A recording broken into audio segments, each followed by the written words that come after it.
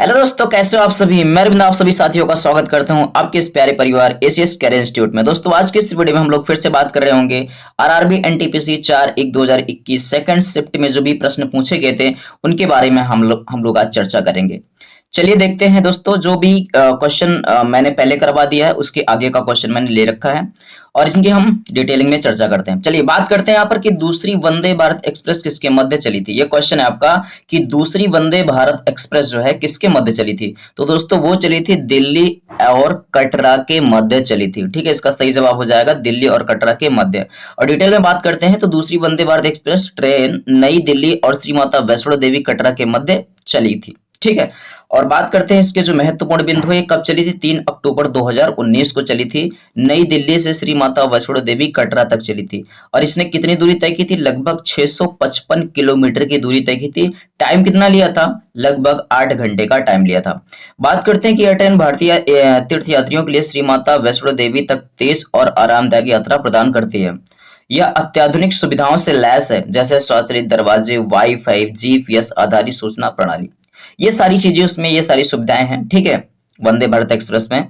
और बात करते हैं कि दोस्तों अगर दूसरी की बात होगी तो पहली का होना जरूरी है। पहली के बारे में तो जानना जरूरी है ना आपके लिए। तो पहली वंदे भारत किसके मध्य चली थी दोस्तों। तो दोस्तों पहली वंदे भारत एक्सप्रेस नई दिल्ली और वाराणसी के बीच चली थी। ठीक है, और कब चली थी, 15 फरवरी 2019 को चली थी। और वंदे भारत एक्सप्रेस ट्रेनों का उद्देश्य यात्रियों को तेज और आरामदायक अनुभव देना होता है मेरे भाई। ठीक है, चलिए बात करते हैं मेरे भाई। चलिए आगे बढ़ते हैं। अगला क्वेश्चन, अगले क्वेश्चन की तरफ रुख करते हैं। तो दोस्तों अगला जो क्वेश्चन है हमारा वो क्या कह रहा है कि GSAT-31 उपग्रह GSAT-31 उपग्रह कौन सा संचार उपग्रह है। मतलब GSAT-31 भारत का कौन सा संचार उपग्रह है। तो दोस्तों ये 40वें नंबर का, ठीक है, ये 40वें नंबर का, ठीक है, 40वां उपग्रह है मेरे भाई। ठीक है, और बात करते हैं GSAT-31 भारत का संचार उपग्रह है जिसे इसरो ने विकसित किया।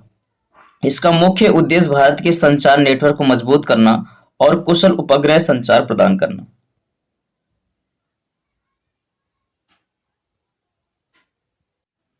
चलिए आगे अगर हम बात करते हैं यहाँ पर दोस्तों, तो प्रक्षेपण की तारीख कब थी। तो दोस्तों जब प्रक्षेपण किया गया था, कब किया गया था, 6 फरवरी 2019 को किया गया था। और इसका जो जीवन काल था मेरे भाई, इसका जो जीवन काल था कब था, इसका जो जीवन काल था लगभग 15 वर्ष। ठीक है, 15 वर्ष।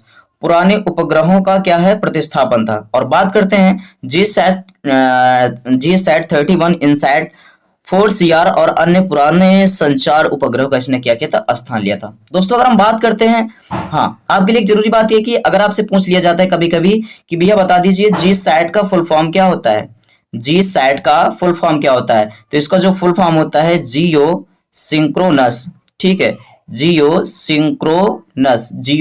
सिंक्रोनस सैटेलाइट होता है। जियो सिंक्रोनस सैटेलाइट होता है इसका फुल फॉर्म मेरे भाई। ठीक है, जियो सिंक्रोनस सैटेलाइट इसका क्या होता है, फुल फॉर्म होता है। चलिए आगे बढ़ते दोस्तों, अगला क्वेश्चन देखते हैं। अगला क्वेश्चन आपसे पूछा है मेरे भाई कि भारत में पहली ट्रेन कब चलाई गई थी। तो दोस्तों भारत में पहली ट्रेन जो है वो 16 अप्रैल 1853 को चलाई गई थी और ये ट्रेन मुंबई और ठाणे के बीच चलाई गई थी। ये क्वेश्चन कौन नहीं जानता होगा मेरे भाई, हर बच्चा इस क्वेश्चन के बारे में जानता होगा मेरे भाई। और बात करते हैं इसके मुख्य बिंदु की, तो बात करते हैं कि पहली ट्रेन की जो यात्रा है वो 34 किलोमीटर चली थी। ठीक है, 34 किलोमीटर और लगभग कितना टाइम लिया था, लगभग 50 मिनट का टाइम लिया था। और हम बात करते हैं दोस्तों कि ट्रेन में 400 से अधिक यात्री सवार थे। ट्रेन में 400 से अधिक यात्री सवार थे और यह यात्रा भारतीय रेलवे के इतिहास में एक महत्वपूर्ण मील का पत्थर मानी जाती है। आखिर हो भी क्यों ना मेरे भाई, क्योंकि पहली ट्रेन चली थी। अब पहली बार कुछ भी होता है मेरे भाई वो बहुत इंपॉर्टेंट होता है।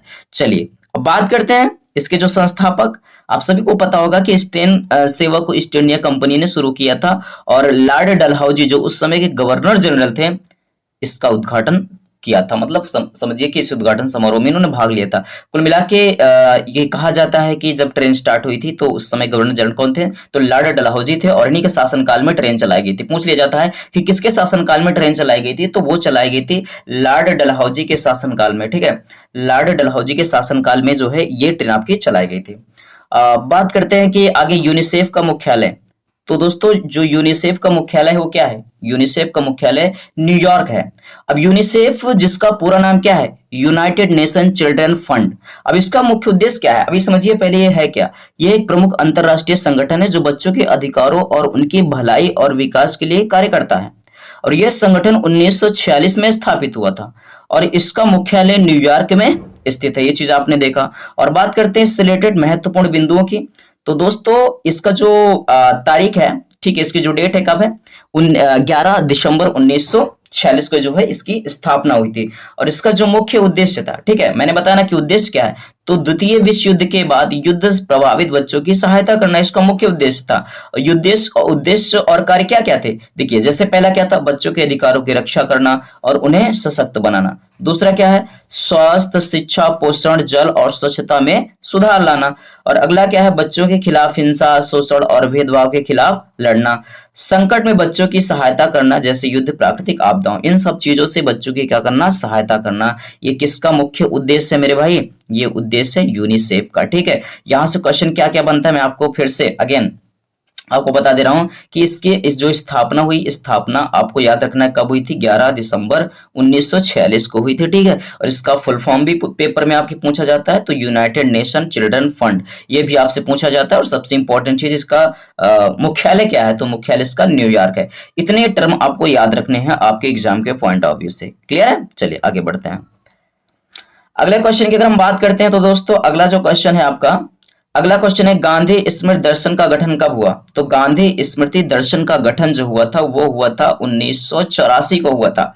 अब गांधी स्मृति दर्शन समिति है क्या? तो बात करते हैं गांधी स्मृति दर्शन समिति का गठन 1984 में किया गया था। इसका मुख्य उद्देश्य महात्मा गांधी के जीवन और सिद्धांतों को संजोना, प्रचार करना और उनकी विचारधारा को आगे बढ़ाना।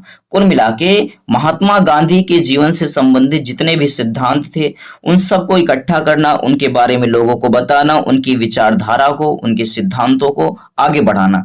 किसका मुख्य उद्देश्य? गांधी स्मृति समिति का मुख्य उद्देश्य है। गठन कब हुआ? 1984। आपके रेलवे एग्जाम में क्वेश्चन पूछा गया है मेरे भाई, याद रखना है आपको। क्लियर है? चलिए बढ़ते हैं अगले क्वेश्चन की तरफ। तो दोस्तों अगला क्वेश्चन क्या कह रहा है? अगला क्वेश्चन आपका कह रहा है कि सांवर झील कहाँ है? तो दोस्तों सांवर झील है वो राजस्थान में है। सांवर झील जो है भारत की सबसे बड़ी खारे पानी की झील है। और बात करते हैं यह राजस्थान राज्य में स्थित है। यह झील जयपुर से लगभग 96 किलोमीटर दूर और सांभर नामक नगर के पास है। अब इसमें आपको याद क्या रखना? ये सब नहीं याद रखना, आपको याद यही रखना भैया कि सांभर झील है कहाँ? वो राजस्थान में है। ठीक है, क्लियर। और ये सबसे बड़ी खारे पानी की झील वो क्या है?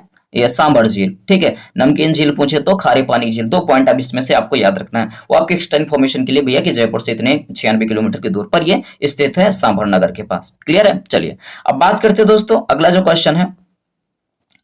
अगला क्वेश्चन आपसे पूछा है मेरे भाई, हाँ अगला जो क्वेश्चन आपसे पूछा है वो क्या पूछा है कि आरटीई अधिनियम कब आया? तो दोस्तों आरटीई अधिनियम आया था 2009 में। कब आया था? 2009 में आया था। अब भारत, इसका उद्देश्य क्या है? ये आरटीई क्या है भैया? ये है राइट टू एजुकेशन, शिक्षा का अधिकार।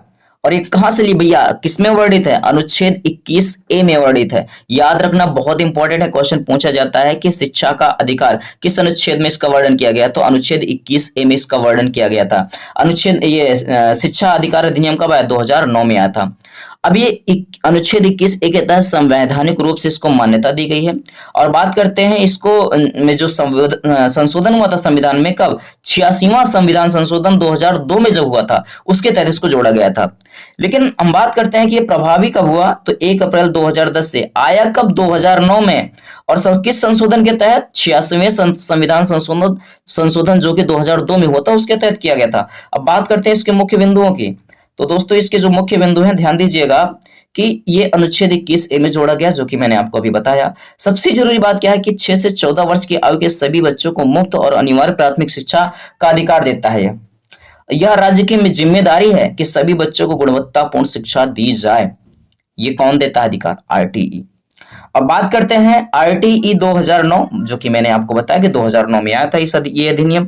इस अधिनियम के तहत सरकारी और निजी विद्यालयों को सभी बच्चों के लिए शिक्षा सुनिश्चित करनी होती है।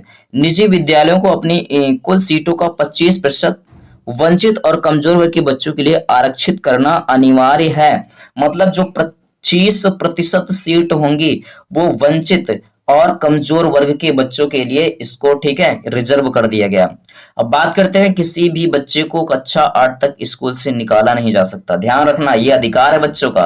कौन देता है? आरटीई। ठीक है, तो किसी भी बच्चे को कक्षा 8 तक स्कूल से नहीं निकाला जा सकता, उन्हें परीक्षा में फेल भी नहीं किया जा सकता है। नो डिटेंशन पॉलिसी, याद रखना है मेरे भाई। क्लियर है? आगे बढ़ते हैं। तो इसमें कुछ पॉइंट जो आपको याद रखना है। पहला कि अनुच्छेद 21A के तहत इसको मतलब संविधान में जोड़ा गया। उसके बाद संशोधन कब हुआ था? 66वां संविधान संशोधन 2002 के तहत आया। कब ये अधिनियम? 2009 में। प्रभावी कब हुआ? 1 अप्रैल 2010 से। क्लियर? चलिए आगे बढ़ते हैं, आगे बढ़ते हैं मेरे भाई। अगला जो क्वेश्चन, ओ चलिए इतने ही क्वेश्चन थे मेरे भाई। होपफुली इतने ही क्वेश्चन थे आज की क्लास में। ठीक है, कोई बात नहीं, आज की क्लास में इतने ही क्वेश्चन थे। आगे आगे और भी क्वेश्चन हम ऐड करेंगे मेरे भाई। ठीक है, चलिए फिर आपको क्लास कैसी लगी आप लोग अपना फीडबैक जरूर दीजिएगा। क्लास कैसी लगी दोस्तों, अपना फीडबैक जरूर दीजिएगा। आप कमेंट बॉक्स को भर दीजिए मेरे भाई, कमेंट बॉक्स को भर दीजिए। कोई भी क्वेरी है आप जरूर पूछिएगा मेरे भाई। ठीक है, अपना सजेशन आप दीजिए, वो सर्वमान्य होगा मेरे भाई। चलिए फिर बात करते हैं अगले वीडियो में, जो भी बातें होंगी, जो भी चर्चा पर चर्चा होंगी। मिलते हैं फिर नेक्स्ट वीडियो में, तब तक के लिए bye bye, take care, thank you, love you all.